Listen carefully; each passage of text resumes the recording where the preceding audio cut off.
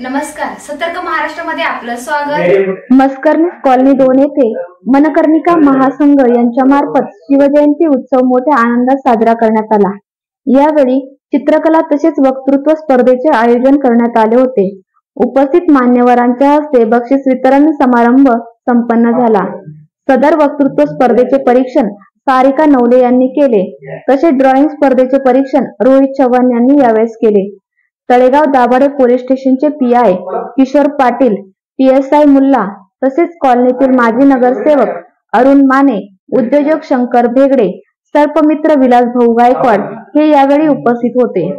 Colony भागातील अनेक विद्यार्थी तसेच महिला वर्गाची उपस्थिती मोठ्या प्रमाणात होती।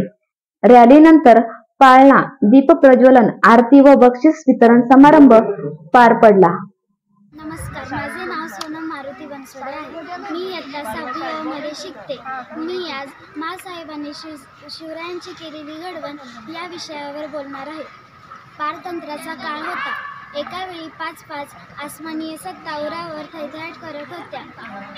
आया बहिणींची आवडी वेशीला टांगली जात होती। सर्वांना गुलाम बनवले जात होते। त्या काळी सध्याच्या बुलढाणा जिल्ह्यातील सिंदखेड राज्य येथे सिंदखेड वतनाचे 5000 मानसत्ता लखुजीराव जाधव आणि माळसाबाई यांच्या पोटी जिजाऊंचा जन्म झाला। किती उडून गेले बरारा, संपला नाही संपणारही नाही माझ्या शुभाचा दरारा। सर्वप्रथम महाराष्ट्राच्या मातीचा मानबिंदू, स्वराज्य संस्थापक, रयतेचा राजा म्हणजे शिवछत्रपती महाराजांना माझा मानाचा मुजरा। सन्माननीय व्यासपीठ, आजच्या कार्यक्रमाचे अध्यक्ष, प्रमुख पाहुणे, वंदनीय गुरुवर्य आणि माझ्या मित्रांनो, माझे नाव प्रणवनी रानमाळे। मी इयत्ता 5वीत शिकतो। सह्याद्रीच्या कडे कपांनाही बाजार फुटेल, डोंगर मात्यांनाही घाम फुटेल, गाडे झुटपेही शहारतील असा रयतेचा राजा म्हणजे शिवछत्रपती।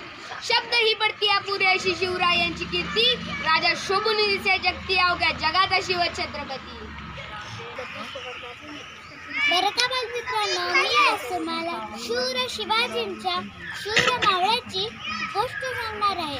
आपले शिवाजी महाराज लहानपणापासून हुशार होते, शूर होते आणि त्यांची शिस्त आणि त्यांचे नियम कडक होते।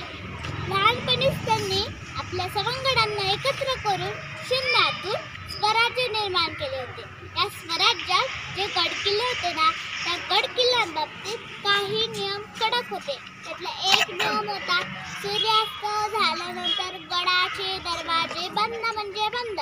कोणालाही गडावर जाता येणार, कोणालाही गडून येता येणार नाही। कृपया आपण माझ्या चॅनल व पोर्टलला सबस्क्राईब करा आणि बेल आयकॉनचे बटन दाबायला विसरू नका।